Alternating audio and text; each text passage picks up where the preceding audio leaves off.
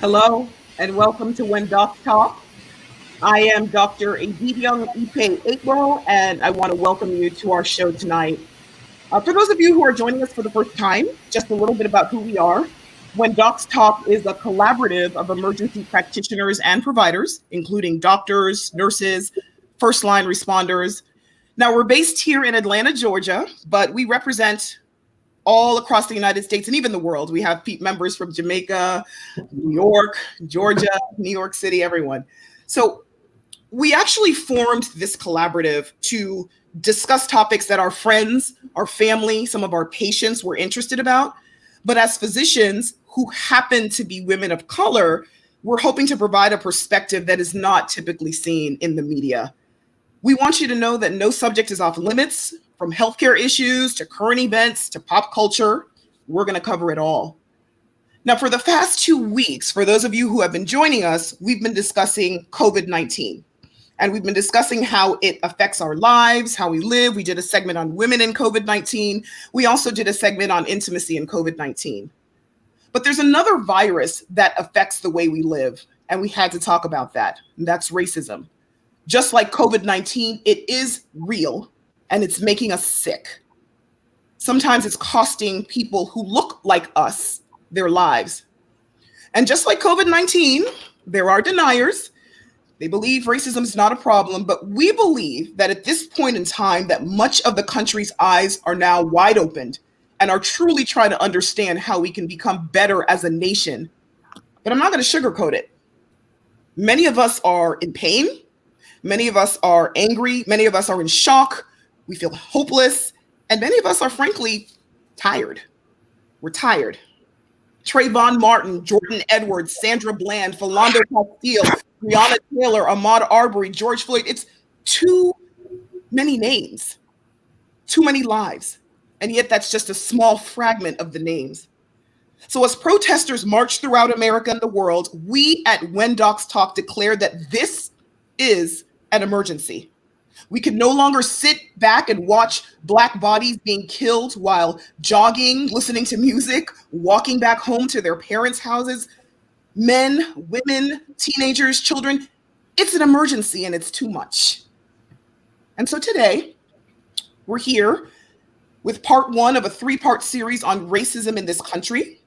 We will hear the stories from those with Black skin who happen to wear the white coat, those who are saving lives every day in the emergency department. We'll also hear from those who have Black bodies but wear the blue uniform, because they exist too, and we'd like to get their perspective. We'd like you all to join in on the conversation. Please post your comments throughout. If you would like us to join us on screen after in a small, short post-segment assembly, go ahead and email whendocstalk@gmail.com. Tell us your name, your city, where you're from, and what you want to talk about, and we'll get you in on screen. So, without further ado, I need to introduce the rest of the crew. Let me bring these lovely ladies back here. Tell our viewers who you are, ladies. Hey guys, Liz Adare back again for another episode. I'm really excited about the topic we're going to be speaking about today. I'm hoping we have a open discussion and ready to talk. Really. Thank you, Liz. Okay. All right. You up in the corner. Sorry, go ahead. My name is Dilate. I'm back again. I'm excited to talk about this as well because it's definitely something that I'm very passionate about. So I'm excited to see what today's show is going to bring. All right. Tawny, why don't you tell them who you are? I'm so sorry. I didn't realize I was next in the queue. You're not. Hi, everybody. I'm Tawny Jackson. I am super excited to be here. I'm one of the hosts of this show, and I have Jamaican heritage, and I'm a travel emergency physician, and I'm super excited to talk about this issue, something I'm super passionate about. Hey, everybody. I'm Dr. Sonia Pinson. I am a Navy veteran, family practitioner, board certified, but working in an ER setting, born in Atlanta, raised in Peachtree City, Georgia. I'm excited to be here on this panel and part of this project because I think people see us professionally day to day, but really, I think it's going to just humanize it's just to show the human side of racism from the standpoint of how it frames our experiences personally, professionally. So I'm excited to be part of this, as well as hear some of my colleagues and their stories. Thank you. Thanks, Sonia. Hello, guys. I'm Yolanda Harrison Lloyd. I am a board-certified family medicine physician. I come to Atlanta by way of Arkansas. I'm from New Orleans, Louisiana. I did rural family medicine for 4.5 years in a little town called Osceola by myself. Did it all, cradle to grave, but decided to come here and do full-time ER and be with my husband. We've been together like 6 years now. We have a little one. Wonderful. We're happy to have you joining us for this session, Dr. Harrison Lloyd. And I'm just going to do a quick introduction. I've already talked a lot, but once again, my name is Dr. Edidiong Ipe Ekwo. I am a board-certified emergency physician, also certified in internal medicine. I'm really excited to be here. I'm from Miami, Florida, by way of Nigerian parents, and I live here in Atlanta, so I'm representing all of those circles. Welcome to all our viewers who are in any of those. But why don't we get started? Because I want to throw something out to you, ladies. So we've all kind of been talking about how there's so much attention on this. We hear the protests and we hear a lot from supporters. But I've also been hearing a lot from people who are still deniers, as I call them. People who still feel that despite all we've seen, there's nothing going on. So I want to throw up some real life quotes that I've heard from people's mouths. And I want you all to tell me your perspective, because sometimes I'm just like, I can't. So tell me what you think. Uh-oh. The first person, I know, right? Uh-oh is right. Well, the first person was very adamant that there is no oppression in this country. She said, oppression? What oppression? It doesn't exist in this country. We live in the most amazing country in the world where anyone can be anything they want to be. You just have to make the right choice. Nobody's oppressed here, please. I'll let you guys take a stab at that. All right, Karen. Go for it. I think that's a very triggering statement to have to address, because both personally and also in people who look like me and who behave like me and who are from similar backgrounds as myself can live that and know that not to be true. So it's very disheartening to know that there are people there who have that perspective, because there are other of us who we don't just have to get that opinion or share that opinion. We have to live that reality. And what about this whole notion that as long as you make the right choices, you'll be fine? And I think that's the most insulting part of all of this. I think that's the part that's most egregious, because we have a copious amount of living examples, or shall I say dying examples, of people who played by the rules and did everything right and still had a bad outcome. I hear you. I feel you. What about this? Oh, sorry. Yeah. Get in there before I put the next one up. I do want to hear what you have to say about Yeah, no, I was just going to say, I think this is the hardest part about discussing this issue is in order to really move forward and have an open discussion, there has to be a recognition of reality. It's almost like arguing with somebody about, gravitational force, or 2 + 2 is 4. Somebody continues to say 2 + 2 is 5. Like, where do you start connecting and moving forward if they can't even acknowledge very real truths? And so with those people, I've decided going forward, hey, I'm not going to engage those kind of people, because there's really no point in wasting your energy. There's enough people who really want to learn and connect and reconcile, etc. And those are the people we should focus on. Yes, definitely. I agree, but I understand what you're saying. Those are the ones we should focus on, but the other ones still exist. And I don't feel like we have to convince the people who are supporters already.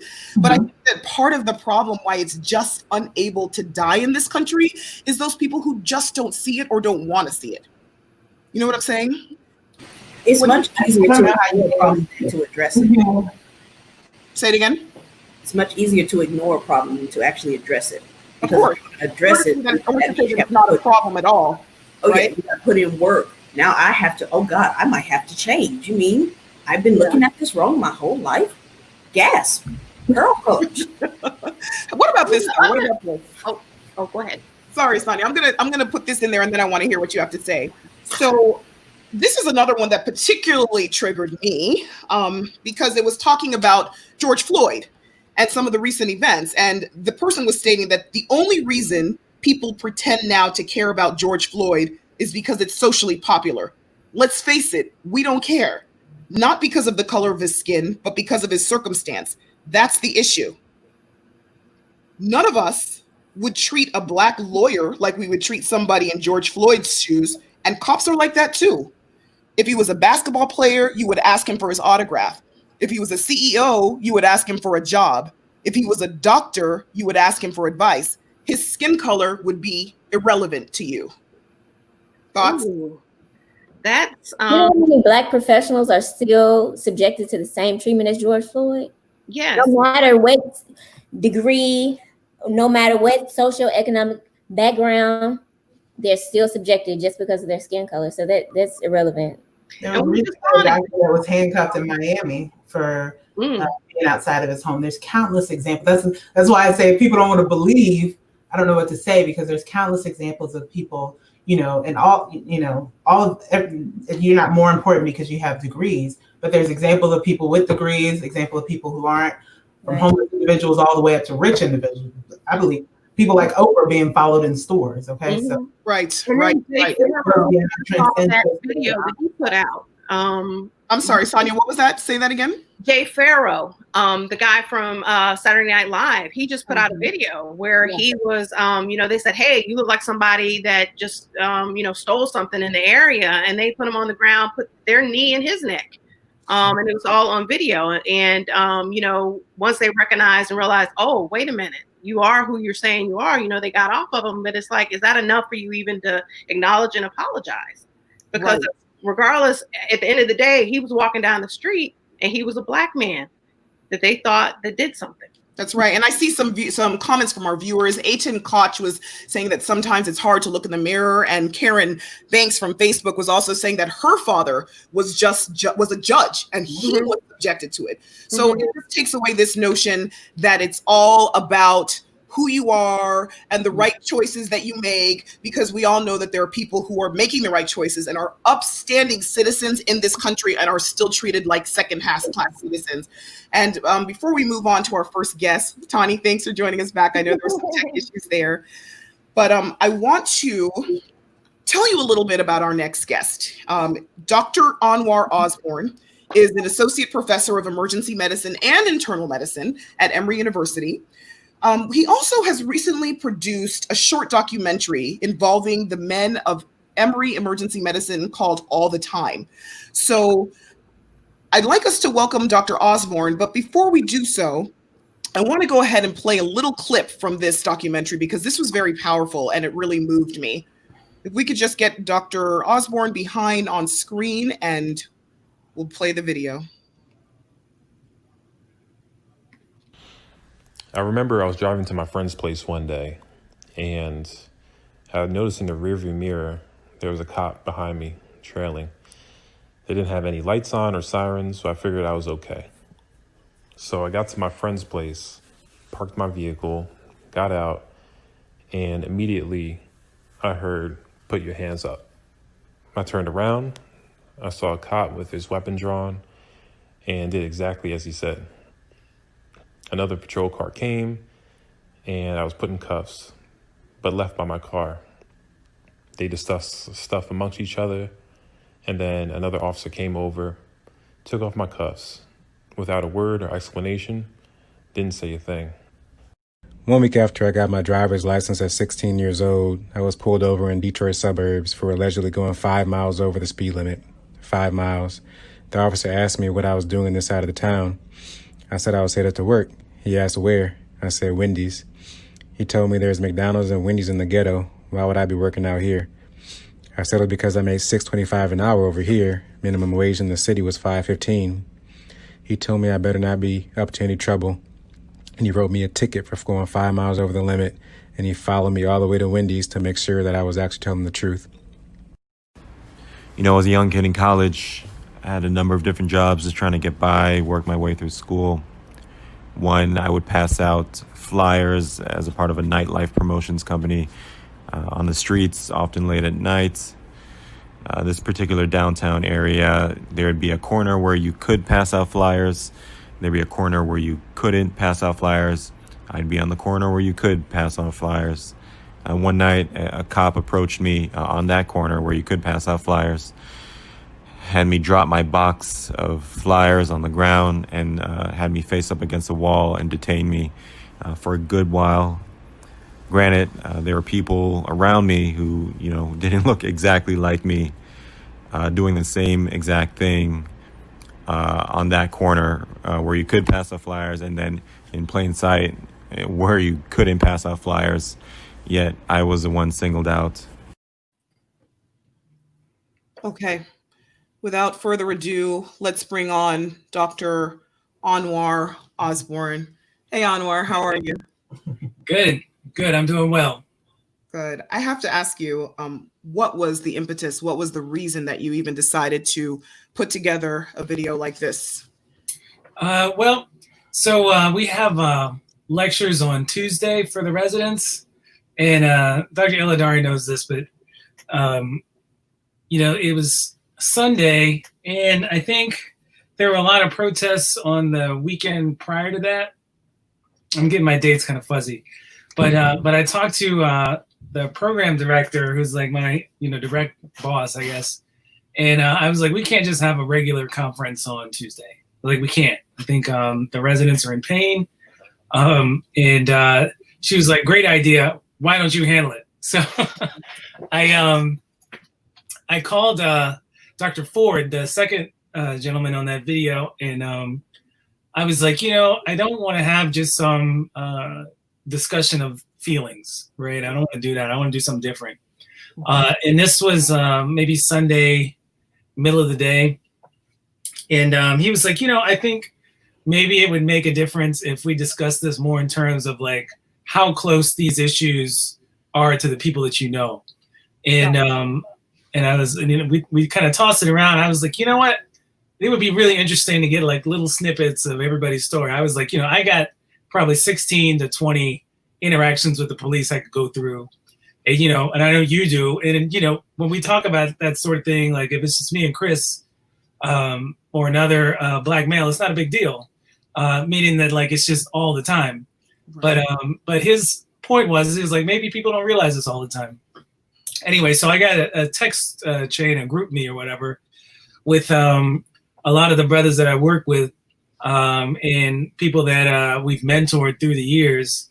And so I was like, the fastest way to get this is through this text chain. And so I texted all of them. I was like, just give me a minute snippet and I'll get some pictures.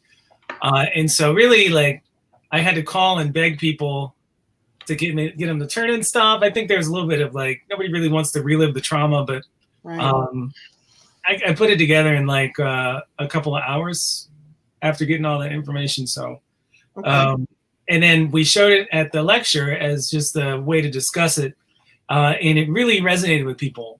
There was crying by a lot of our colleagues. Like there were people, we have some residents that still work for SWAT every now and again. And like, they were pretty emotionally like shaken. Like they, I think seeing all of those together and like from different vantage points and at different times of people's lives, it said that like, it fed the whole, it's all the time and it could have gotten worse. We were just lucky. Yeah. Yeah. I mean, as lucky as you can be to feel targeted, right? Or to feel humiliated or to feel any of the ways that I'm sure that some of the people in the video felt. I wanted to ask you because I know in the video, I wasn't able to put the whole thing in because it is a little bit longer, but you had a story, a personal story. Right. And I'm wondering if you would be willing to share that with our viewers or if there's any other story that was particularly impactful that you would share with our viewers. Well, so, I got to, I guess, do my part last. So I saw all of them and I wanted to pick something that was very recent, so back in February, I was, I had taken my youngest daughter to a Aikido or a karate class. Mm-hmm. And it's not very far from where I live now, but like it's kind of the Aikido place is kind of between this grocery store I like to go to. So I got out of the car and I get reusable. I always use reusable bags. So like every time I go to the grocery store, I go in my trunk and or the back of the car and I get the bags. But Anyway, I go to the grocery store after I drop my kid off, and I come back, and so like there's maybe 10 more minutes, and like I'm parked on the street. It's not any kind of odd place. There's cars all over, but I was in the car and I had my earbuds in, and I kind of noticed like there was a cop car that went by, and then they went and parked at this daycare center. And then I didn't think anything of it. I was like, I forget what I was listening to, but a cop came and tapped on the window, and I didn't realize this after the fact, but I kind of really reached up to pull out my headphones. That was a sudden move, but he was like, is this your car? And I was like, yeah, it's my car. He's like, you sure it's your car? I was like, yeah, I mean, it's my car. He's like, nobody's been in your car other than you. And I was like, no. He was like, was the ladies in this color wheel place, this business across the street, reported that somebody was breaking into this car. Really? And, yeah. So, and obviously it was my car, and I kind of looked around to see if like maybe I'd missed something. Obviously nobody broken in my car. And so the officer just he was like, he kind of had this look on his face like, this is kind of ridiculous. He was like, so you don't have any problems? And I told him, I was like, well, I've had the same problem since 1978, and you really can't help me with that. But he was black, and he was like, yeah, I get it, and he walked off. And then the lady from the daycare place, the color wheel, came out and tried to explain like she just had to call the police because the one who would call the police came to explain why she would call the police. Why did she say she called the police? She said one of the kids said that they thought somebody was breaking into a car, and they thought it might have been one of the teachers. I was like, how many teachers do y'all have in there? You know what I mean? Like I was like, it's a storefront. And she was like, well, we just had to call the police. And I just rolled up the window and sat there. Well, I'm really sorry to hear that happened to you. I'm actually going to be honest with you. When I first saw the video, I was bawling because I've worked with almost every person on that video, and to hear that every single one of you had some experience like this was extremely powerful to know, because it contradicts that notion that if you're a doctor, if you're educated, if you follow the rules, this won't happen to you. But it just felt personal, like a lot of these things feel today. I want to bring Liz into the conversation here because we also want our host to talk a little bit about how they've been feeling, the experiences they've had. But before I let Liz tell her story, I want to thank you so much for being who you are, for sharing your story on When Docs Talk, and for the video that you put together. You just keep on being an amazing person, my brother. All right. It was good talking to you. Let's do your thing. Good luck. Yeah, thanks for putting that video together. That album's going to drop soon. I know. I have it on my calendar. All right. Yeah, no, I just, really appreciate Elmore putting that video together. When I saw it, I actually, I didn't shed tears. And I think that's because I've got 3 brothers and all of them have similar stories. And so I was kind of in the boat that this is a frequent thing. But I just wanted to share a story of my own. I really didn't start interacting frequently with the police until I became an emergency physician. And in the ER, we frequently have talks with officers as they bring patients in. And one night, it was a typical night in the ER, and I was working in the area where we frequently evaluate patients who have been brought in by police officers. One of the nurses informed me that she had a patient, and I, usually like to get the officers out as quickly as possible. So I came to quickly evaluate the patient. Before I knew it, the officer was was presenting me with a warrant for a young girl. It was her 21st birthday. She had been having, celebrating her 21st birthday with some of her friends. She admitted to smoking some marijuana. They got in the car to go out. And when they got pulled over for a traffic violation, the officer said he smelled marijuana. Somewhere along the way, he was concerned that she was hiding marijuana and had brought her to the emergency room for a body cavity search. So what the officer was instructing me to do was to essentially search all of her cavities, not to be too graphic, but her bottom, her vagina, etc. Obviously, I was pretty uncomfortable with this. There was no way I was planning to expose this woman and spread her legs and forcibly enter her body to look for something as simple as marijuana. And I expressed this to the officer. He presented me with a warrant and said, "Hey, this is your job. You got to do it." Before I knew it, I was back and forth with this officer about how, hey, it's my name on that warrant. There's no way I'm searching this young girl. And from there, he just began to berate me. "You're not doing your job. I need to speak with your supervisor." I had to let him know I am the supervisor. He tried to go to other doctors to see if anybody would perform the search. He told me that he hopes I never have to call 911, that he hopes I wouldn't be protected if I need 911.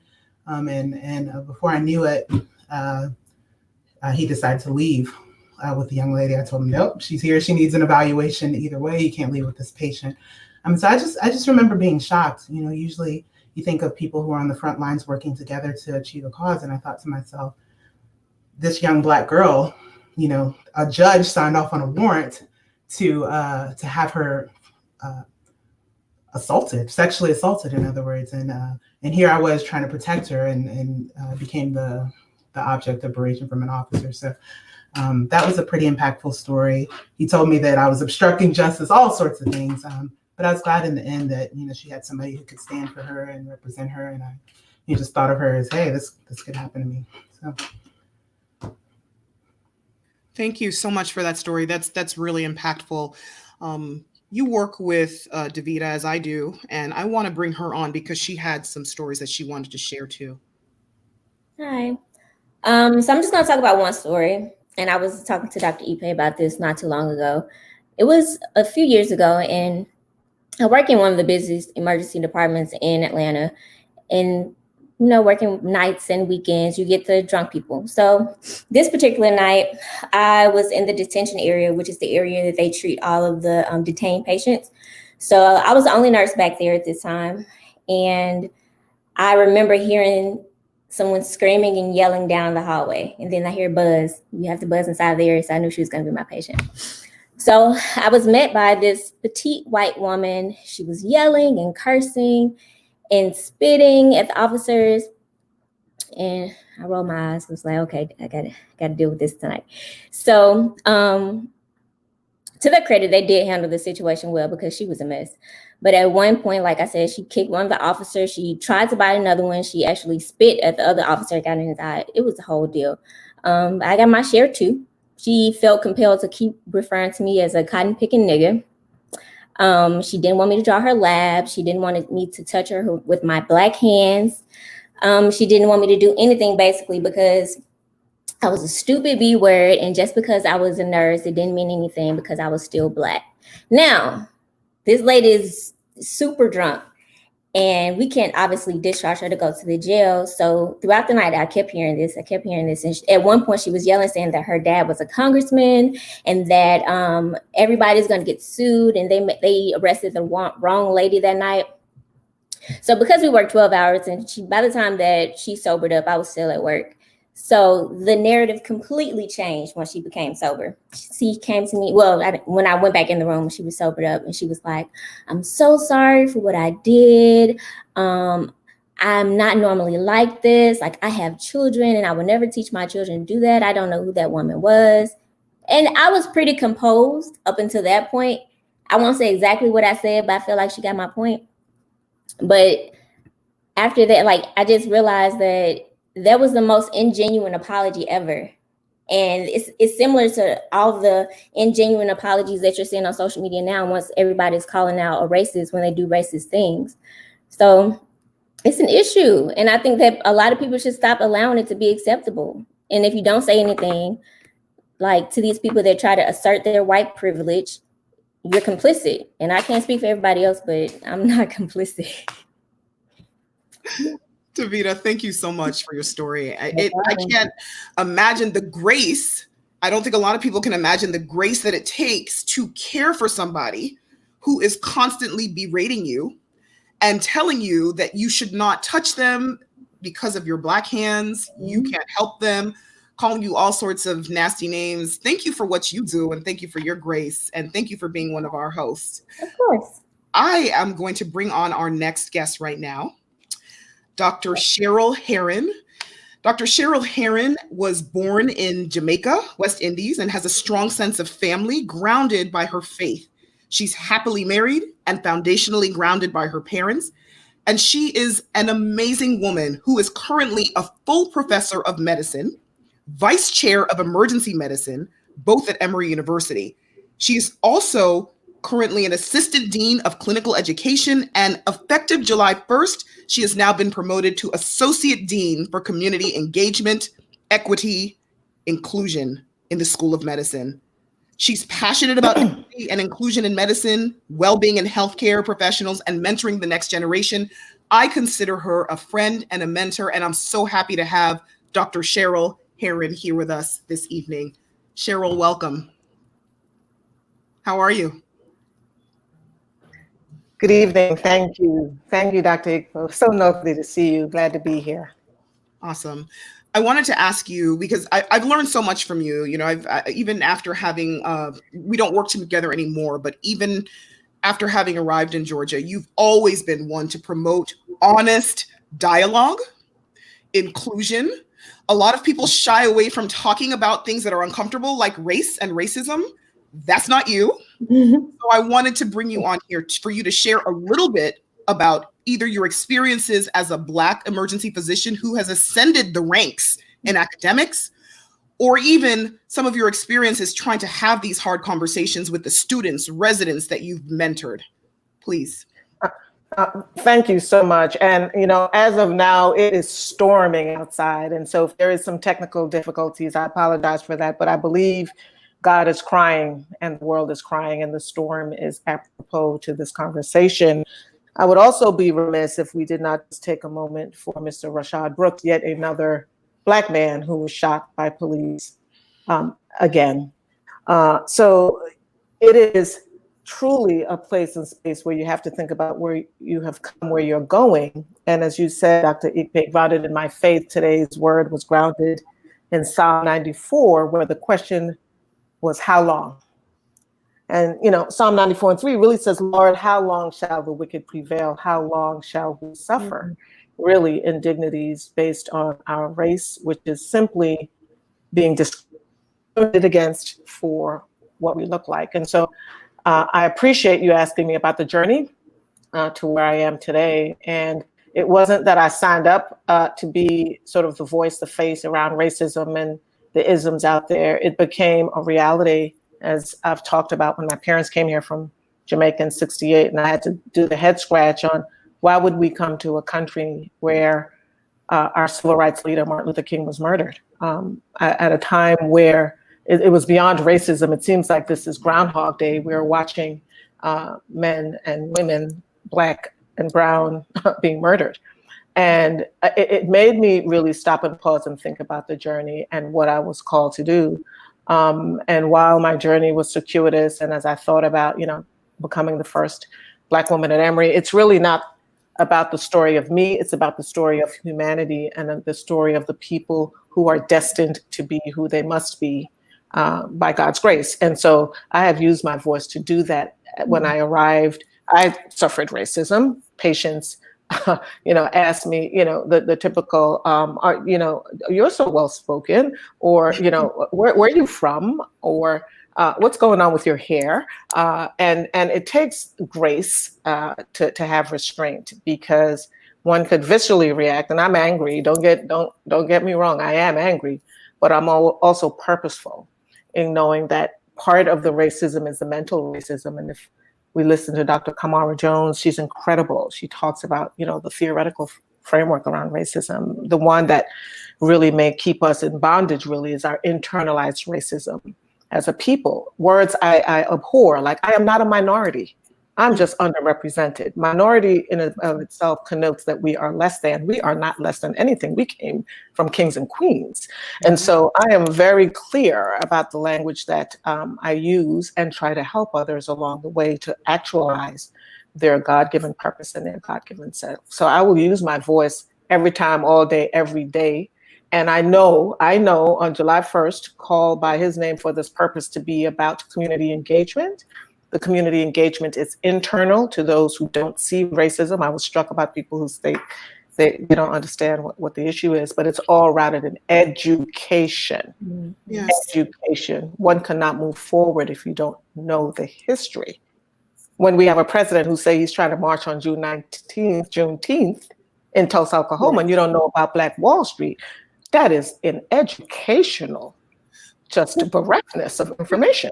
Do you think it's always educational, or do you think sometimes it's intentional? Because yes, you're right. There's a lot of education that even we as Black people are not aware of because it's not taught. But I also think there's a struggle between wanting to be educated and wanting to not see.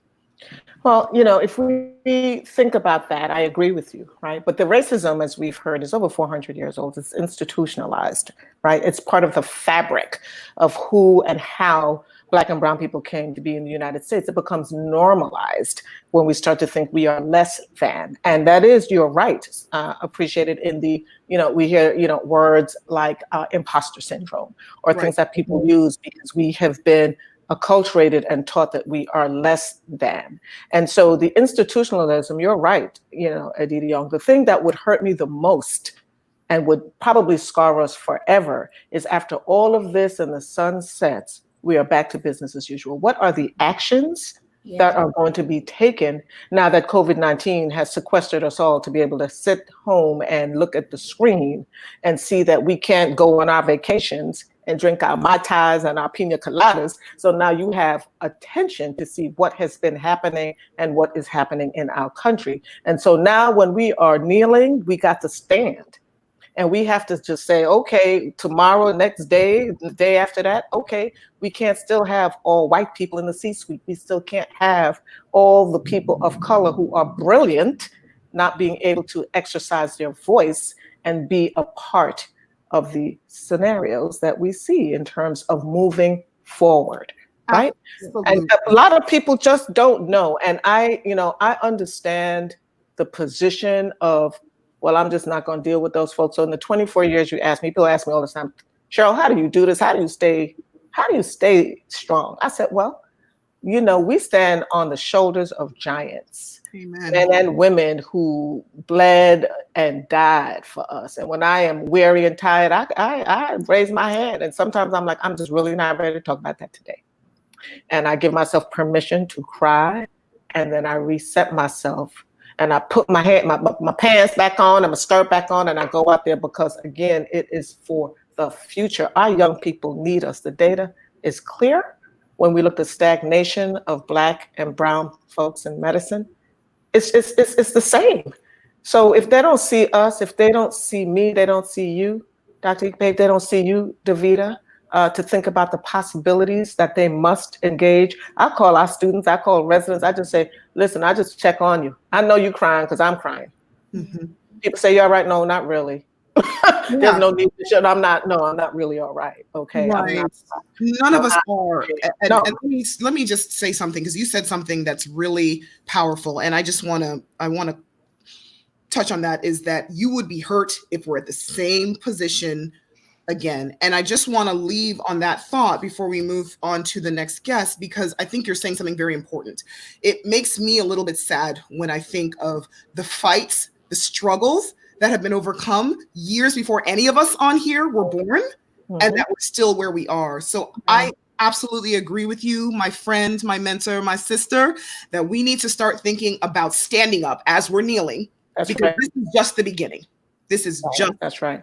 And read about it. James Baldwin talked about racism in 1965. We had our members and people in the Olympics raising their fists back in the day. This is not new. We just got to stop talking about it and be about it. I love it. Don't talk about it, be about it. Cheryl, I love you. Thank you so much for joining. Thank you, Dr. Heron. Thank you. All right. We're going to bring on one of our own again.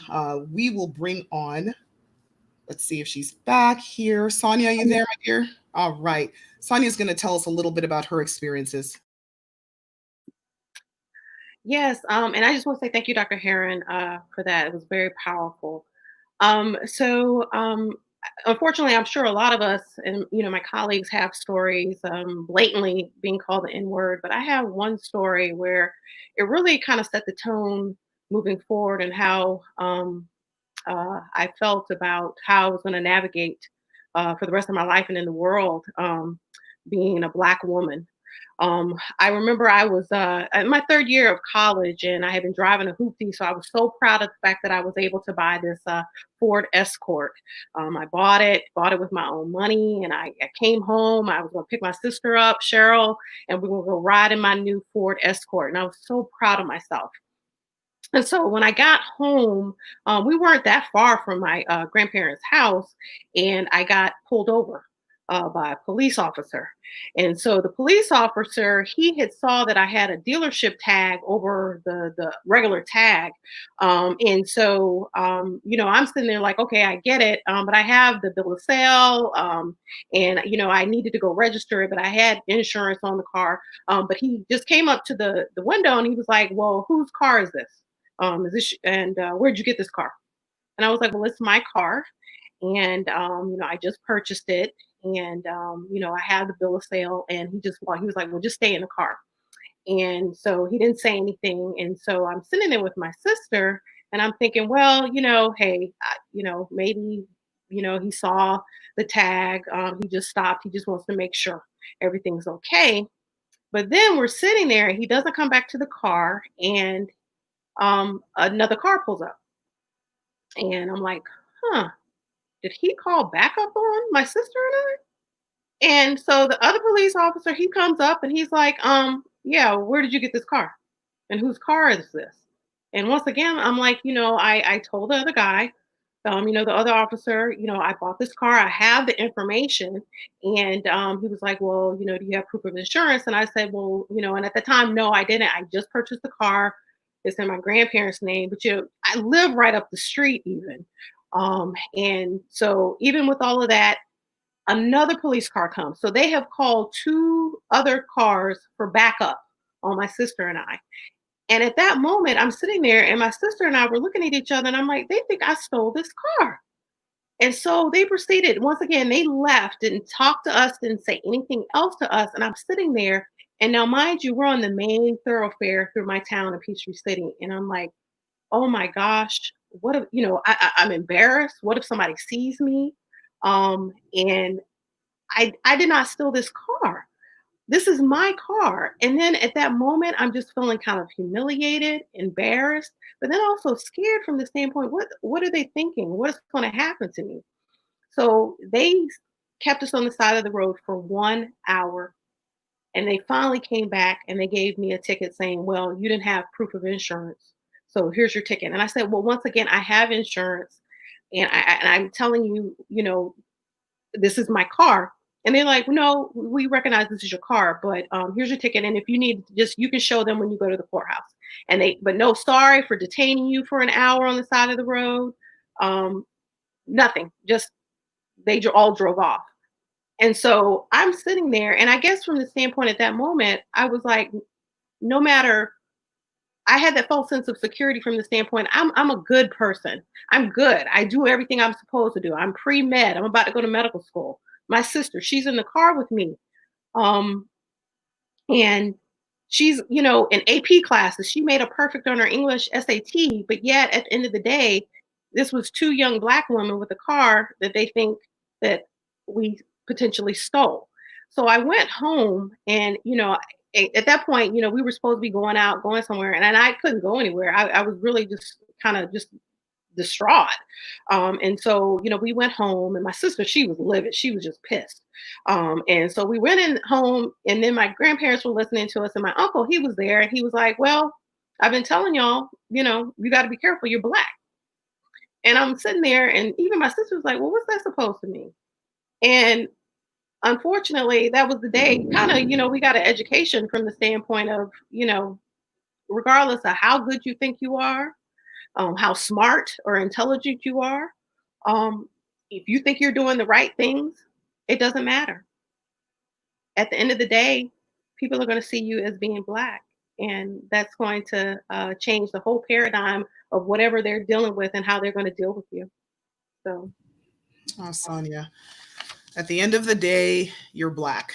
Yeah. And that shouldn't be a negative thing. That should be something that you can love and take pride in. But the fact that you say it the way you say it, and that we all understand exactly what you mean, and that story of you with a new car, something you should be proud of, it being an ugly situation with terrible memories. I'm so sorry for that. Yes, Really you're right. And that's just it. I love being Black. I enjoy being Black, but it's when other people make it into something negative. Absolutely. It should not be at all. Absolutely. I want to bring on our next two guests. We have a treat. We're joined by two young men that I had the privilege of working with in the past. We have Dr. Geron Foreman, born in Philadelphia. He went to Temple University as an undergrad and then the University of Pennsylvania for med school. He is trained in emergency medicine at Atlanta at Emory, where he was one of our chief residents. And he is now an assistant program director for emergency medicine at the WellStar Kennestone Hospital program. Dr. Alex Moore is an emergency physician here in Atlanta who also trained in emergency medicine at Emory University. He is a native to Atlanta and a husband and father of two beautiful little girls. Please help me welcome Dr. Geron Foreman and Dr. Alex Moore. Welcome, welcome. Hey, how's it You're going? welcome, guys. Thank you. Good to be here. That's my brother right there. Brother from another. Yeah, I remember you all were in the same residency class, right? Yeah, we go way back. We actually met when we both showed up in I was already here because I went to Morehouse for medical school, but we were starting our rotation for emergency medicine, and Geron showed up in Atlanta in the middle of the hot summer with no mode of transportation. Thinking it was like Philly. He thought he was going to use the Atlanta transportation to get around. He got a rude awakening. That doesn't exist in Atlanta. Doesn't really exist. Not at all. Exactly. All right. Well, gentlemen, I brought you on here to talk a little bit about your experiences. We heard from some of the brothers in the same program that you went through. And I want to hear from each of you a little bit about what it means to have that Black skin in the white coat as Black men who are doctors. It could be an experience when you were in the hospital, out of the hospital. Just share with me something. Well, it's a badge I wear proudly. So when I started with my particular group, there was one other Black physician and then another Black physician that came on with me when we were bought out, when we were acquired by this larger group. And so at that point, I knew it was incumbent upon me to kind of change how everybody looked, because my group traditionally had no Black physicians at all. And so I knew I had to be almost like a sleeper cell to kind of inject that melanin into this program to kind of change the face and change the culture and atmosphere. And so now we have at least 5 other physicians of color, men and women. We have, Peruvians, we have, people from everywhere now. And so, I definitely, I understand my purpose, and I understand there's a certain level of gravity and certain level of weight that comes with this pigmentation, and especially as you reach higher. But I accept that challenge, and I tailor my approach to make sure that I continue to bring people on with the same thought processes, and the same outcome. The same rearing as I've had. Fair enough. I love that. What about you, Geron? I definitely second, everything Alex said, and I was thinking about this before coming on the show, and recently, in light of George Floyd's death, our program, we did the same thing kind of Emory did. We had a day during conference where we just reflected about what went on, and my program director, Dr. Ted Stetner, he wanted me to speak about it. And I admit I was reluctant initially because first I was tired. You get tired of kind of dealing with the same stuff, but also, we shouldn't have to do all the heavy work all the time. Right. It shouldn't be, talk about race. It shouldn't have to be, us. And I like what Dr. Huron said, we're not minorities. We're underrepresented. It shouldn't have to be us doing all that heavy work.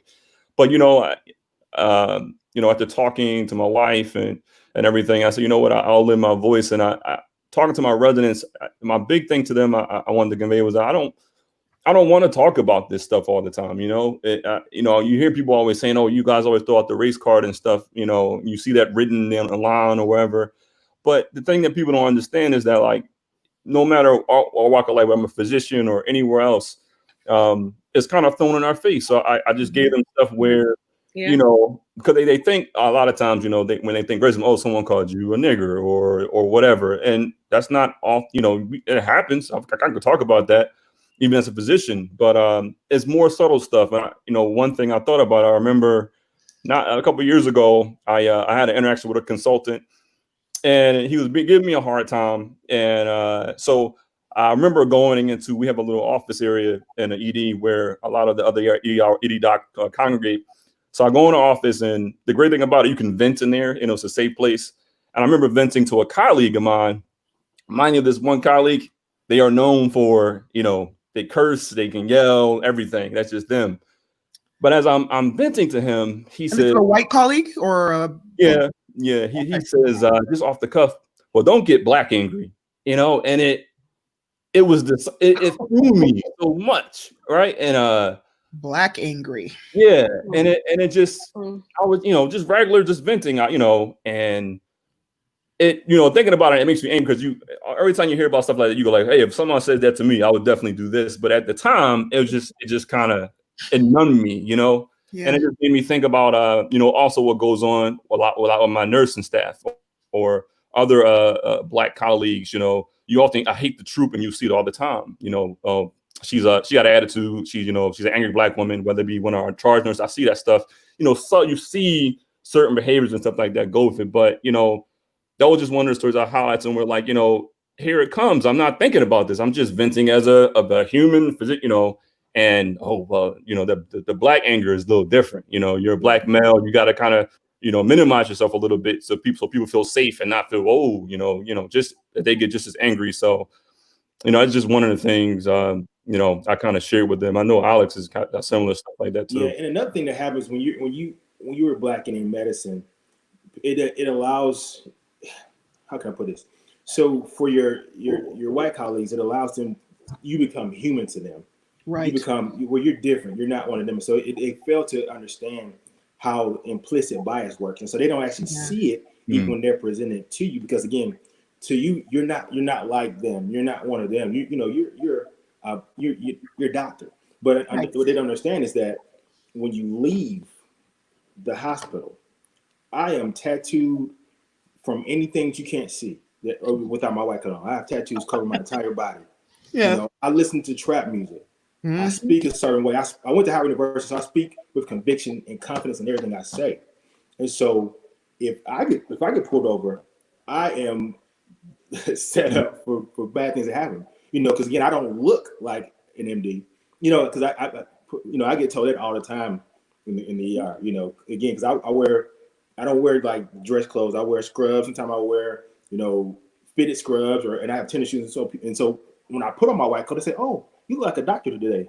And I tell them very clearly, no, I look like a doctor today. I was born and I became a doctor in May of 2011. That's right. That's right, brother. But you have to help your colleagues to not try to make that dichotomy, not try to split, you know, where it's a you versus them. Because I tell them all the time, even though I am, you know, it's because I had a praying grandmother. I still grew up in East Atlanta. I still went to schools that were 1 out of 10.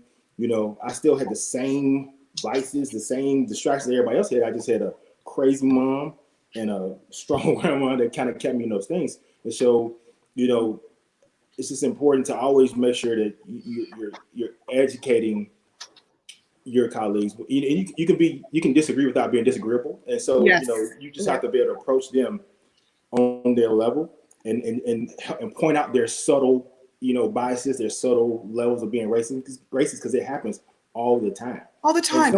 And some of it can be, and just like they do say, it can be so off-putting, and they don't even realize that they've said it. Mm-hmm. And it's up to you to take those hands back from their throat. You know, and say, let me take this. Let me break this down to. Let me tell you why what you said was wrong, and how I'm trying my best to not go angry black on you right now for saying it. Right. That's a hard battle. It's a hard battle. That's a very hard battle. Because sometimes it just, they ain't even talking to you. They're talking in the background, and it hits your ear. You're just like, I'm just gonna keep doing my notes so I can get out on time. Right. And that's it. It's so difficult when you're trying to even take care of somebody, and you're trying to be empathetic with them, and then on that other end where they're sitting there, once again, trying to limit you or put you in a box based upon based upon what they're seeing with your color, how you're carrying yourself. It's tough, man. Because people just don't realize that, like, we don't enjoy that luxury of just being. We walk around. This is my resume. This is what. Right. Let me tell you about the 30 white people I saved today. Right. You can't. And you talked about looking like a doctor, but you have to understand that, and I'm sure you do understand. What I want some of our viewers to understand is that even if you didn't have what you said, the tattoos or whatever else, just your black skin to some people makes you not look like a doctor. So you can put on your white coat, you can do all of the above. That looks like a traditional doctor, but unfortunately, there's data where EMS will give the full report to like the tech, to the person putting the on. And when I was working in academics, it'll be like medical students that I come in with, and they're in their training, but they would be, let's say, a white male, and the patient would automatically assume that that's the doctor, no matter how many times that I explained that I'm teaching him. But I understand what you all are saying. I'm sorry that we have to face these microaggressions and this implicit bias that really does wear down on you, as you guys have both stated. I want to thank you both for sharing your stories. We're going to bring you back in a little bit when we have our panel with some of the other guys, but thank you for sharing. Thank you so much. And thank you for what you guys do. Thank you very much. In a few moments, we're going to be joined by two other amazing young men who are doctors and will tell us their stories. But in the meantime, I'd like to bring up one of our own, Dr. Yolanda Harrison, to explain or share her experiences. Yolanda, take it away. So, like I said before here, I was previously in rural Arkansas, Osceola to be exact, but I lived in Jonesboro, which is one of the bigger cities in Arkansas. To get there, you took a 2-lane highway, Highway 158. You went through some very interesting towns, Black Oak, Etowah, Caraway. Before you left Jonesboro, plenty of gas stations. After you got to Osceola, you got a few, but there's one gas station in between, a place called Caraway, Arkansas. You have to pay cash to get gas here.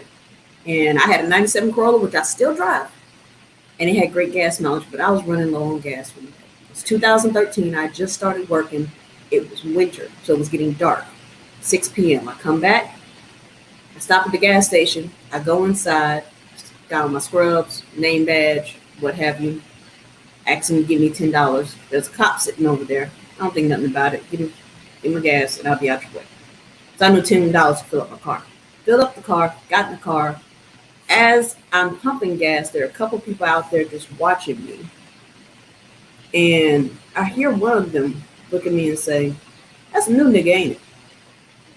So I get in my car and I just drive off, and I'm just like, this is messed up. And I wish I could call somebody, but there's no cell phone service in Caraway, Arkansas, at least not with Verizon. So I'm driving home, and I noticed that there's a cop behind me, and it's got Etowah on the side, because I remember seeing that cop car at the gas station. And I'm not speeding. It's a 97 Corolla. I mean, the wind could blow hard in my favor, and I go 60 miles an hour. But you're on this back road. It winds. There's no lights. I mean, it's perfect setup for a horror story. And his lights don't come on at all until I reach Jonesboro, turn off, and I go into my subdivision. I lived alone at the time. I pull into my garage, and he turns on his lights. And he asked me if I was lost, because he'd been following me for a while. Now, he'd been following me for a while. That means he saw me pull up to a house where the garage was closed, open said garage, and then go in. But he asked me if I was lost. And I just looked at him. He asked me if I spoke English. Do I look like I speak anything else but English?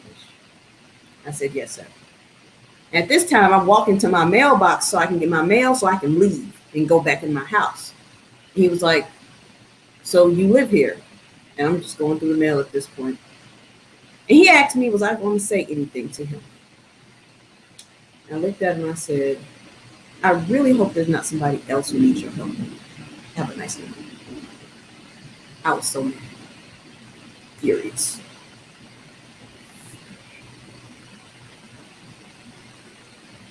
Yeah. Still makes me mad. Girl, it would make me mad too. Your own home.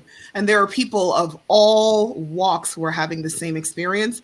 Experiences like you, experience like Dr. Henry Louis Gates entering his own home. He is a professor at Harvard University, and he was also basically questioned in front of his own doorstep. And then there are some that aren't even that fortunate, like Amadou Diallo, who was entering his own home and ended up dead that night. So I could only imagine how you feel. That's never personally happened to me, but I know it could.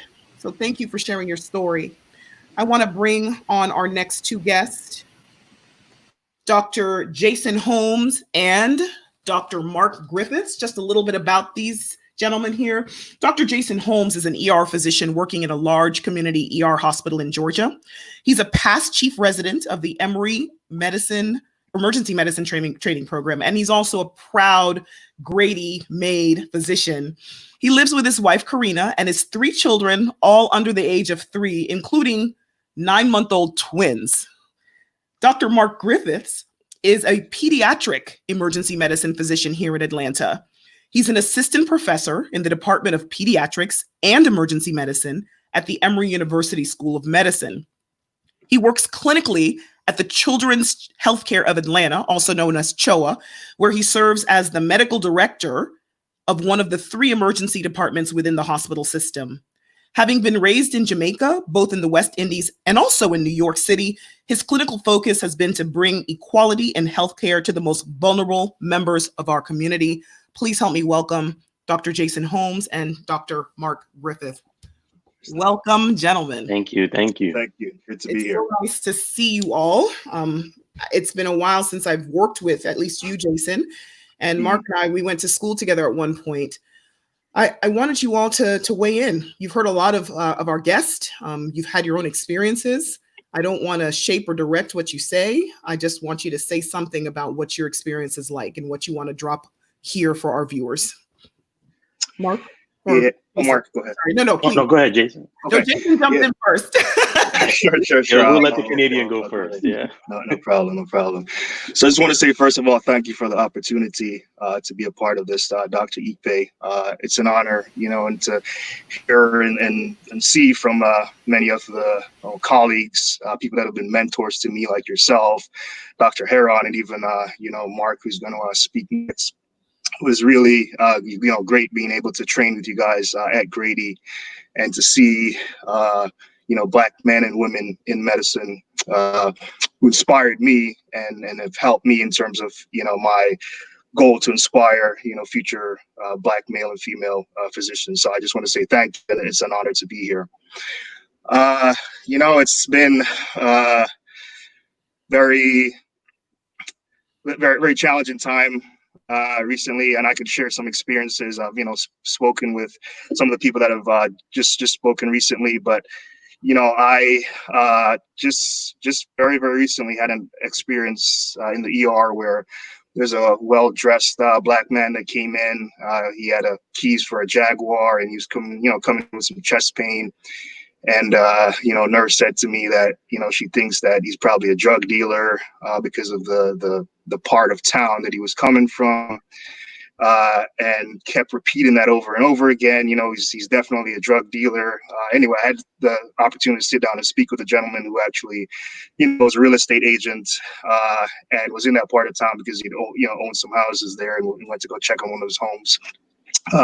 And many experiences like that. Last week, I was, in our community with my daughter.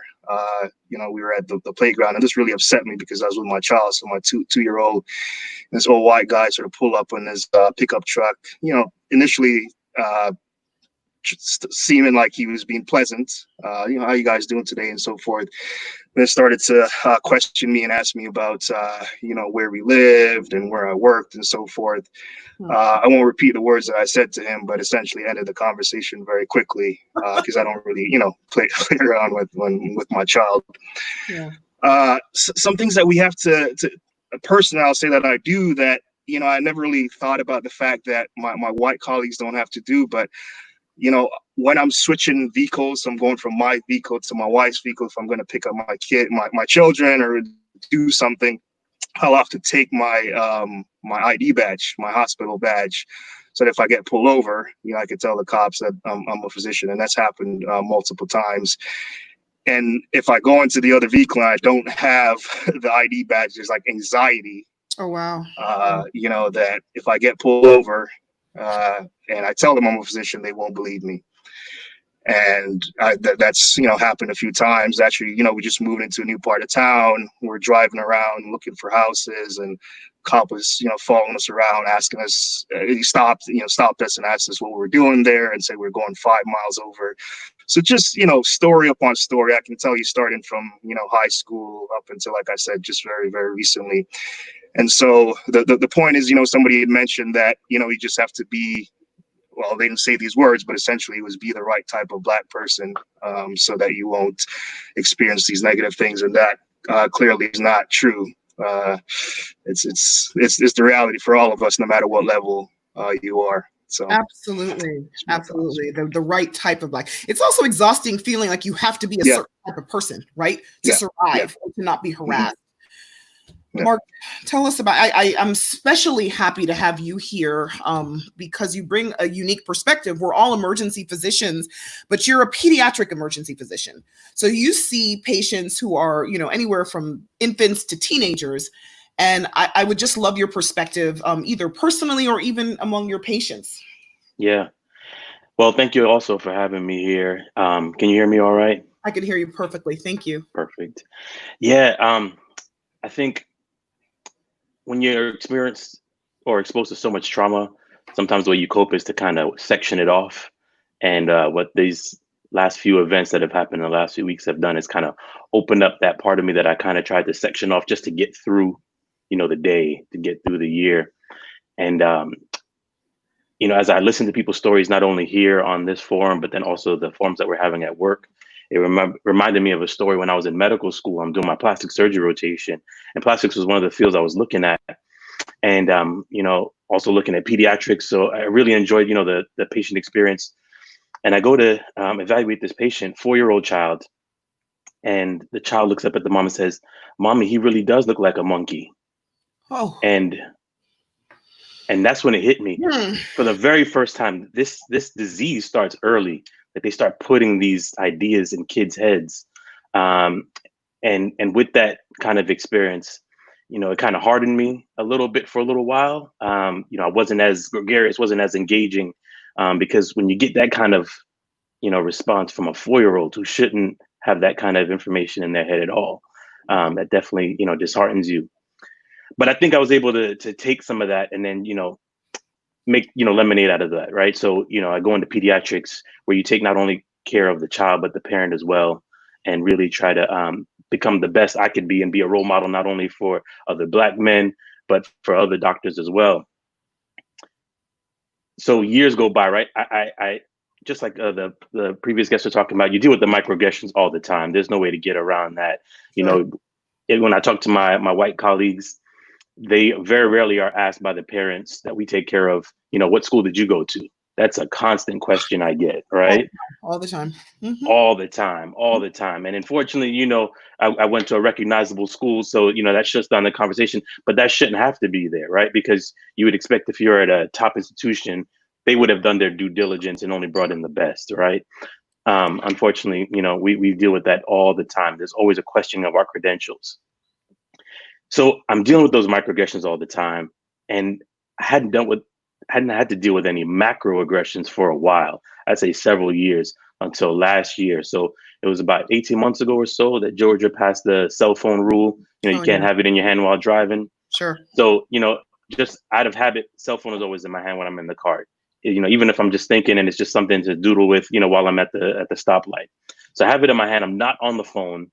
Cop pulls up to me, sees the phone in my hand, says, "Pull over." Fine. I pull over. She comes to the door and I say, "Listen, I had it in my hand. Yes, I will admit that, but I wasn't on it. License and registration, please." All right, fine. I give her the license and registration. She comes back and she said, "Do you have any warrants for your arrest?" Meanwhile, mind you, I'm in a luxury car It's got the Yale sticker on the back or on the license plate. I'm in a dressed up outfit because I just left the hospital for one meeting. Yeah. Going to our business campus for another meeting as we're planning a major construction project, hundreds of millions of dollars. Mm-hmm. So I'm not dressed, and it doesn't matter what you're dressed in, but in this instance, I was dressed, pretty formally. Yeah. And the first thing that she thinks about is, do I have a warrant? So I say, no, I don't. Obviously not. So then she goes back. And then I said, all right, I'm going to do this experiment. Just like Dr. Holmes has said, I carry my badge with me also because you always worry about, how you're perceived. Of course. So I put the badge on there, and the badges that we use at our hospital very distinctly show doctor on there. She comes back to the window, glances down, sees the doctor sign. The whole conversation changes. It goes from being very accusatory, very confrontational to very almost apologetic that she had to give me this ticket because she had already started to write the ticket. Yeah. And how she commented, I see you have some car seats in the back. I just want to make sure you're getting home safely. I mean, I almost at the end felt bad for her. She just seemed so apologetic. That's how much the attitude had changed with just the signature on my badge. Wow. And so, when you have experiences like that, it wears you down. I think it's helpful to hear that, you're not alone. Especially in my field, I'm kind of a unicorn. There aren't that very many Black men in pediatrics and pediatric emergency medicine. So I was very thankful when I came here. And so I had a crew of brothers that I could reach out to, Dr. Holmes, Dr. Moore, Dr. Foreman, because I just didn't have that back in Ohio where I was from, having done my training in med school. But we shouldn't have to be here. We shouldn't. I agree. We shouldn't have to be here. It must be extremely hard, especially when you're dealing with kids who are just honest. They just say what comes out of their mouth. And like you said, this disease of racism starts early. So it must be jarring sometimes when you hear comments like that. And I always feel like I have to apologize. It's not me doing it, but I apologize to my brothers and sisters when they have this sort of experience. I hate that people that I know and work with, and I know are such strong, hardworking family men in this case, are treated that way. And the fact that you're treated that way until they know you're a doctor, and even sometimes when they know you're a doctor, and we'll talk a little bit about that in a second, because I don't think that the badge always works. That's just a travesty. Yeah. I want to thank you both for sharing your stories. Hang around backstage because I will bring you back. I have a few more things I want to ask you to. Thank you so much for coming. Thank you. All right. I'd like to bring Tawny on to the stage. Tawny, are you back here? All right. I think you're on mute, dear.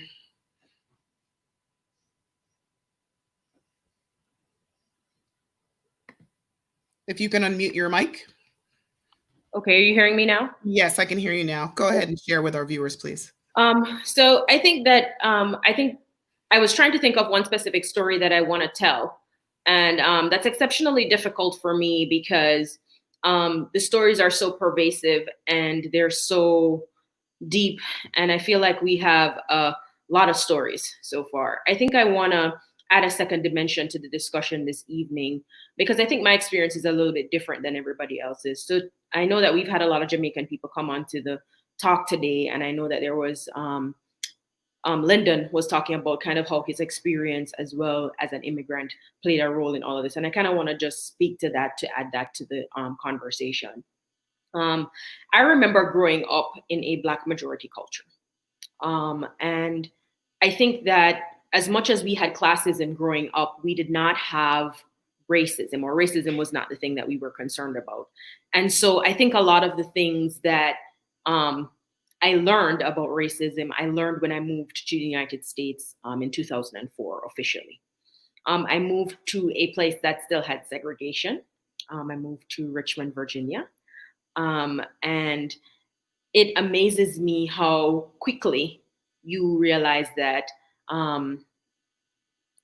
there is something inherently threatening about your Blackness. There is something inherently dangerous about being Black, and how you must be protective, and how you must learn the rules of the game, how you must don this armor when you go outside, how you must learn to do the right things and say the right things and behave a certain way, how you must conform to their ideas of what is good, how you must behave in order to be perceived as non-threatening. I just bouncing off of what I've heard a lot of the physicians in the group talking about, how you wear your badge as something that is protective. One of the other things that I do is I carry a photograph of my family members with me, particularly my sister, with the hopes that somehow this will humanize me to the world, and me to the people who may aggress me, or me to the people who may not view me as valuable. And I think the last thing I want to say, because I think we're probably running low on time, is that, and I spoke about this in another session I had earlier this week, is that these things are not without emotional cost.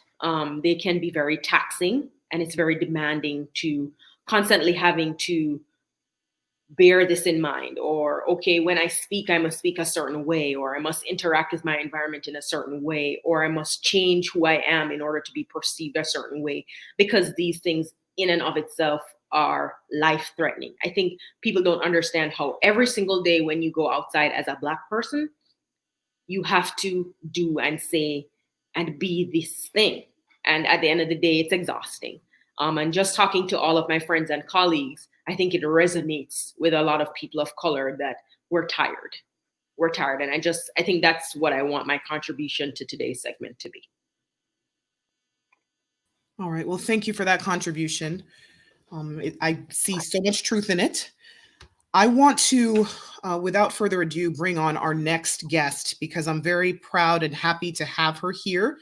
I think that a lot of times when we talk about what's going on with the police brutality, with racism, with microaggressions, and especially with all of the recent killings, we forget that there are people who wear the blue uniform proudly who happen to have Black skin as well. And I think that's important to note. Our next guest is Miss Tanya Richardson, and she's actually a concerned Black mother who just happens to be a police officer as well. She wanted to participate in this series, and we're so blessed to have her because she says that she believes there is a viewpoint that is not being addressed. Black and brown law enforcement officers are really hurting right now. Please help me welcome Miss Tanya Richardson. Hi. Hi, how are you? Hi, welcome. Thank you. Thank you so much. Thank you for being here. Tell me how you're feeling. Let me just tell you. So I'm sitting here with my daughter, just watching the program today, and I've teared up about 4 or 5 times. And the reason being is that, I chose this profession because I was a single mom. I come from a family of first responders, and we're a proud family of first responders, law enforcement officers, firefighters from different levels, street cops, commanders, the whole nine. But that being in law enforcement and having Black sons, that I've had to give my sons the don't do speech. I have a son that's a doctor, and I have to give him the don't do speech. I have a son that's got a scholarship. He had a scholarship for basketball, went to college, and I had to give him the don't do speech. That's heart-wrenching to me. But more so than that, in the days that have followed us, the days that have passed with all the recent deaths, is that I can take my uniform off every day, but I can't take off the fears that I have for my sons. Right. I can't. Both my boys are over 6'4", both of them. And they're intimidating for what? They speak well, they're educated, they come from Christian families, they're good boys. My son Jerron, he's married, he's got 3 sons himself. They're great kids. But I got to give them the don't do speech. My youngest son purchased his own car, and just recently, about a month ago, got his windows tinted. I'm freaking out. Crying. He lives in North Carolina. I'm so afraid for him because his windows are tinted. His windows are tinted. He's not selling drugs. He goes to work every day, but his windows are tinted. And I'm afraid for him. And more than that, my coworkers that aren't clothed in the same skin that I am, their silence breaks my heart. Yeah. I'm going to try to get through this without tears. That's okay. because I work alongside of them. And they can't understand that these people they see on TV could be my son or my nephew or my cousin that aren't doing anything. So when they say, but this isn't necessary and that isn't necessary, what's necessary? I don't come before you today and want to represent law enforcement. I want to say that in our communities that we serve, people who look like us, they don't get it because they think that we're sellouts and we're Uncle Toms and it's not that. If we didn't police our communities, who would police our communities? But we're hurting. We're hurting for our children. We're hurting because our coworkers don't get it. Right. So I'm going to share a real quick story, and I'm going to try to get through this without tears. So my oldest son is a doctor. My oldest daughter is a police officer. She's a third generation police officer. 3 years ago, when she was pregnant with her third child, she was at a doctor's appointment that her fiance, who's also a police officer, had taken her to. Okay. He had just gotten off of work. He took off his shirt, but he still had on his rig, his uniform pants, his whole holster, handcuffs, everything else. Just a white t-shirt, uniform pants, uniform boots. They're at the hospital. They're not in where we live at. They're up in the county. With their 3 kids, with 2 kids, twin boys. They were 5 years old. They get off the elevator at the hospital and they are met with a force of police officers with guns drawn. Wow. So they think, what is it, a terrorist? What's going on? She got to pull my grandsons back. The officers have guns on them because they're there for my son and my daughter's fiance. Someone called and said, there's a black man walking around the hospital with a gun. Now, this story could have ended so differently. My daughter was about 6 months pregnant. My grandsons were 5 years old, 5-year-old twins. They get off the elevator.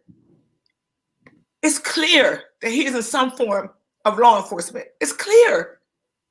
And they get off the elevator. Now the officers, and they were all over. The one says, "Are you a cop?" And he says, "Yes." And he clearly got it. He knew exactly what it was. He knew exactly what had happened in that moment. He wasn't through the hospital running around or being aggressive. He was with a pregnant woman and 5-year-old twins. 5-year-old twins. This story could be different. I could be sitting here as Trayvon Martin's mother or any other kids that have come after him because somebody had that power with somebody in uniform, half uniform, just worked, taking another law enforcement officer to a doctor's appointment. It breaks my heart that my coworkers aren't getting that. They're very silent. They're so silent that it's deafening to us. Yes. It's deafening because we're hurt. Yes. And we don't need you to sympathize with us because we're Black. Sympathize with us because we're human beings too. Yes. If you're somebody's mother, or you're somebody's sister, or you're somebody's auntie, you can't just see that point of it. It breaks our hearts. We're tired and we're brokenhearted because our communities don't understand what we're there for. We're not all the same. We're not. I have white coworkers, a few who get it also. But the ones who act like they don't see the difference, it hurts. It hurts. Like, you don't see what's going on. It's very painful. It's so painful. My daughter is a 3rd generation police officer in our family. She's 3rd generation. And we've done this job. And she's a great police officer. We've done this job for a long time because we have the spirit of help. That's what it is. We're supposed to help. I've always said that my biggest weapon on this job, my biggest piece of equipment is my mouth. If I can talk to somebody, if I can meet you where you are, because I understand. I'm a teenage mom. Grew up in Philadelphia my whole life, never went to college. I have 2 children that have degrees and I have 2 children that are still seeking their degrees. But it's painful for us. It's very painful for us to wear the uniform and to wear the skin. We can't change the skin. Never. I can get a million jobs after this. This is going to stay with me. And I wouldn't change the skin. Thank you so much. Miss Tanya, you kind of have me here. I don't know. It's hard to keep it together. To hear these stories, because I have, as a mother of 3 boys, I have the same fears. They're little boys. You are a mother. I understand, a grandmother. You are a law enforcement agent. You're a police officer with generations in your family, and you still have the same fears I do and the same tears I do. And I'm so sorry, but I'm so happy that you're able to be a face that we can all see and remember, because there is Black skin in the blue. Absolutely. And we need to pour into them and support them as well, as well as police officers who are doing an excellent job, as well as police officers who do support the communities they're in. We can't forget that they are there too. They absolutely are. I'm going to thank you so much. Thank you so much for having me. I'm going to bring. The story was powerful. Thank you. Very powerful. Thank you so much. I'm going to take a brief moment to bring back our guest, our male panelist, for a quick moment before we end the show. Just as you see this on screen, if you would like to share your stories or comments with our viewers, whether you are in healthcare or law enforcement, or whether you just have something you'd like to say, we are going to have a short post-show assembly. So go ahead and email whendocstalk@gmail.com. Tell us your name, where you're from, what you'd like to show, and you'll be joining us on screen. In the interim, hold on one moment. We'll be back with you in a second.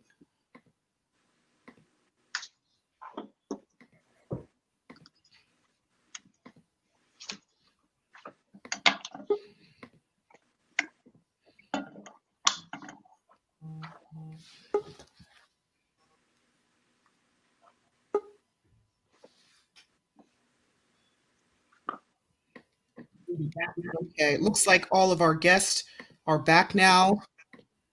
Welcome back, gentlemen. Thank you. Hey, guys, how you doing? So I just wanted, before we have our close out the show, I wanted to bring you all back because there are a lot of people who suggest that there's a special burden that you all carry as men with Black skin, and you've all shared your individual stories with us. I want to know by show of hands, because some of you told these stories and others did not, but how many of you have been stopped or let me leave it like this. How many of you have been stopped by the police regularly to the point that you started to believe that it was because of your skin? Okay. How many of you have had an experience where you were stopped by law enforcement, where you were fearful for your life? All of you. Okay. How many of you have ever been accused of stealing something or trying to break in somewhere? Any of those scenarios? How many of you? Okay, 2 of you.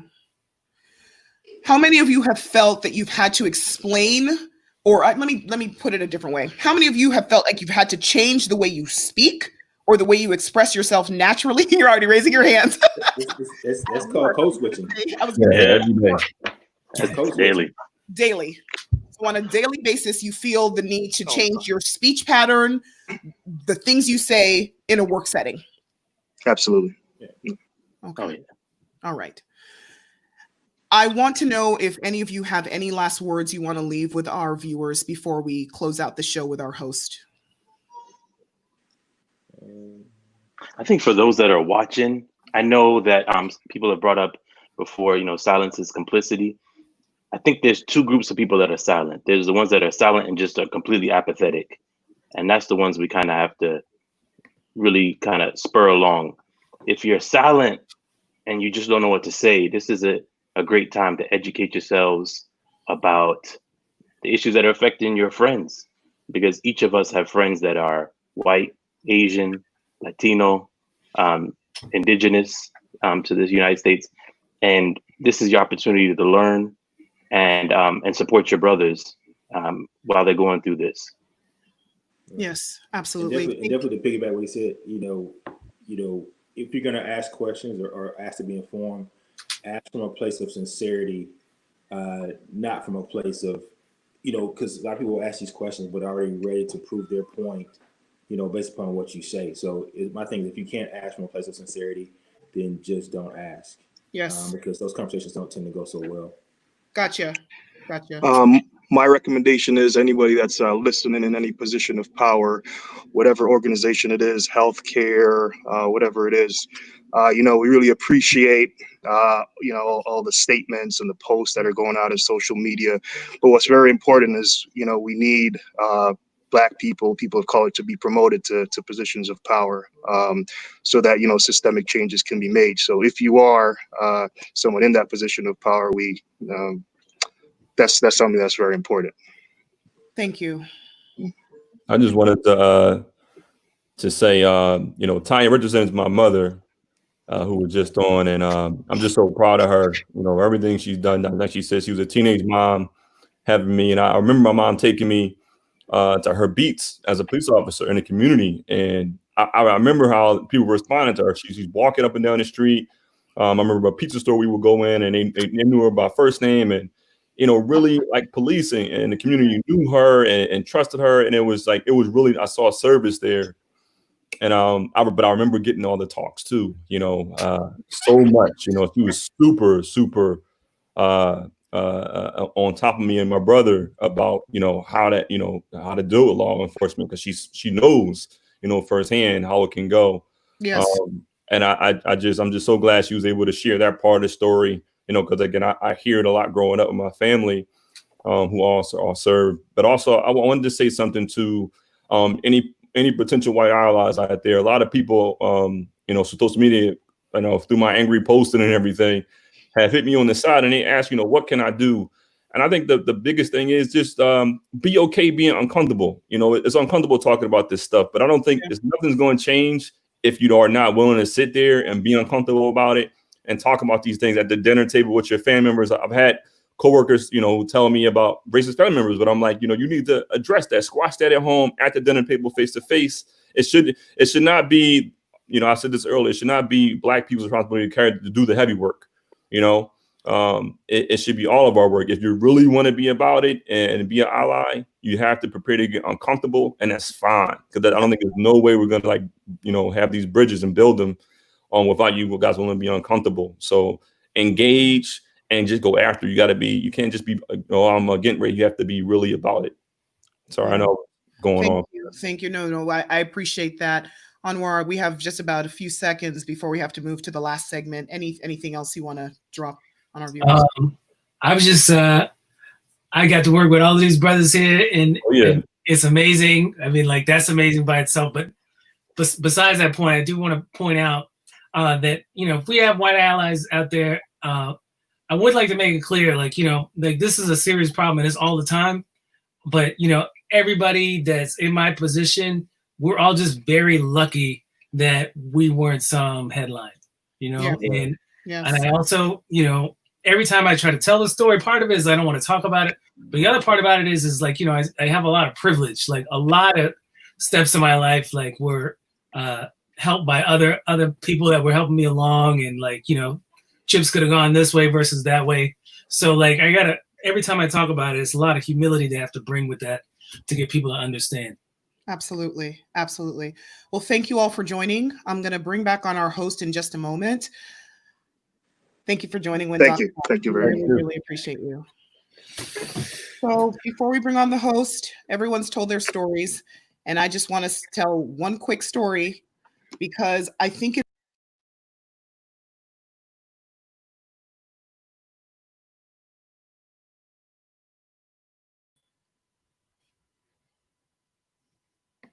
okay.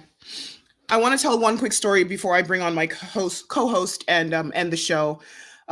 There's a lot of different ways that racism presents itself.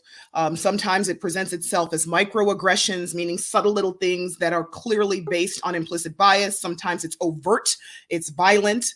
A lot of times we see it violently displayed recently towards our men. I just want to make everyone aware that there are subtle things that happen towards Black women that are also forms of racism, and sometimes by law enforcement. I myself, when I was walking back from an event while I was in med school, I was walking with my roommate and I was walking with a law student in the university. So 3 of us were walking back. We were stopped by the police, who came up in a car and asked us, had we heard any noise around the area or any disturbances, to which, of course, we replied, no, everything was fine. And then after, they asked for our names and our identification, that they'd like us to make a statement, to which we said, no. I personally said, I don't feel comfortable. Is there a reason why we need to make a statement about anything? And the officer went on to explain that, no, we just want your statement that you didn't hear anything or see anything. I mean, we need your ID. And I said, I need to understand why I'm giving my name and my identification. And before any explanation can come out of his mouth, instead, he said, well, that's why you guys are walking. We know how you guys walk these streets. He effectively called myself and the people I was with prostitutes. So that's another form of aggression that a lot of Black women have. Either we're too loud or too bossy or too, I don't know if you'd call it sexy or sexualized, I should say. So we, walking back as students, walking to our medical school campus, are being accused of an officer of being prostitutes when he became upset because we told him we weren't comfortable giving him our information. So our law school friend chimed in and said, listen, if there's no arrest, if there's nothing you need from us, we're going to keep walking. And as we walked the block, they continued to follow us in the car and continued to insinuate that we were prostitutes. So here I was at medical school being deemed a prostitute by an officer. This is the kind of thing that we face all the time, whether we're in white coats, out of white coats. This is our reality. I want to bring on our host to say goodbye and leave some messages with you all. All right. I think we're all here, except for I think Yolanda's missing. So ladies, we've heard a lot of very powerful and emotional stories. We've told some of our own. We've become kind of emotionally naked for our viewers and let them know what it means to be in Black skin, either in a white coat or a blue uniform. Any last words you want to drop on our viewers? Tani? All right, I'll go first. I think one of the most powerful things that I want to say after listening to everybody's story is the fight is not going to end today. And the fight is not going to be won with just people of color. I think we have to, this is our problem. This is a us problem. This is a problem between the oppressor and the oppressed. And so both of those parties are going to have to come to the table.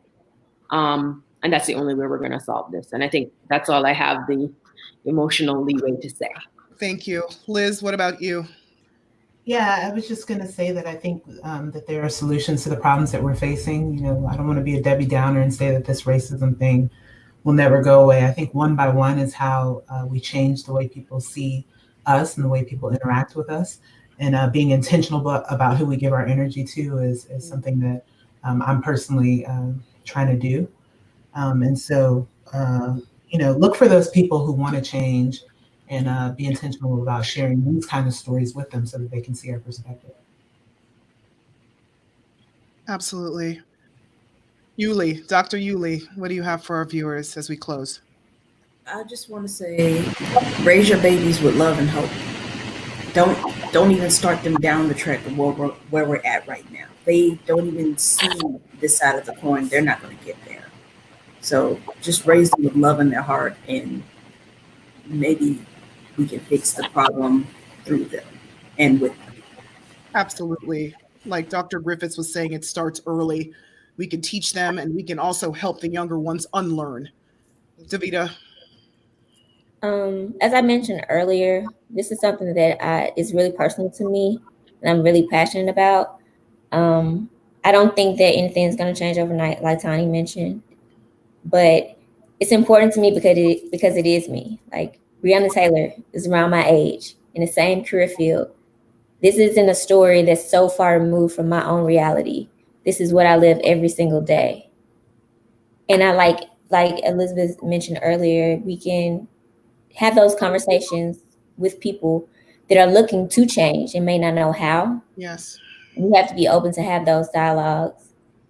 And eventually some change may happen. Like, it may not happen overnight. It may not happen in the next year or two, but this is something that just can't go back to normal. Like it never existed. Like, this issue needs to be addressed. Absolutely. Dr. Sonia, words?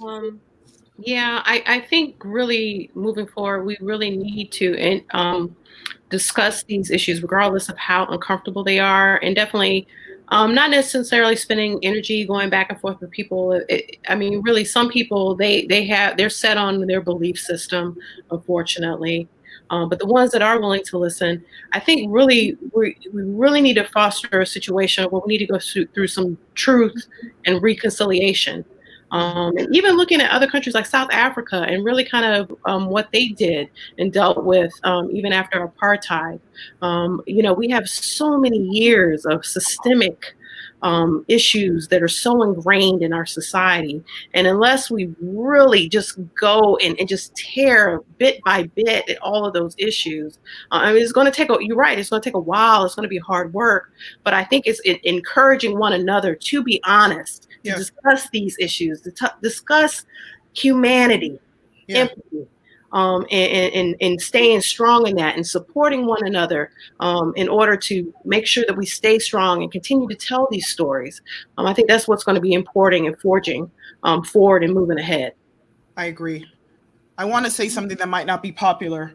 I want everyone to be uncomfortable. I want everyone to be uncomfortable. I don't want you to feel good right now. I really don't. I want you to continue to use whatever emotion you're feeling, whether it's fear, whether it's anger, whether it's confusion, whether you're white, black, or whatever. I want you to be uncomfortable. And I want that discomfort to make you do something. Yes. I don't want us to have conversations and protest in the streets and do whatever we're doing, and that's the end of the story. And then my great-grandchildren are talking about the same things. I want you to be uncomfortable, and I want you to do something. I thank you all for joining us here at When Docs Talk. This is the story of stories of racism. We have 2 further parts coming up. Supporters, we're going to have an honest discussion with our non-Black allies and colleagues, and strategies. We would like to give you all something to take home to show you how you can be a part of this fight. Protesting is not for everybody, but that doesn't mean you don't have a role. And that's not only for Black people, because a lot of the heavy work, as we've stated, is not ours anymore. Thank you so much for joining.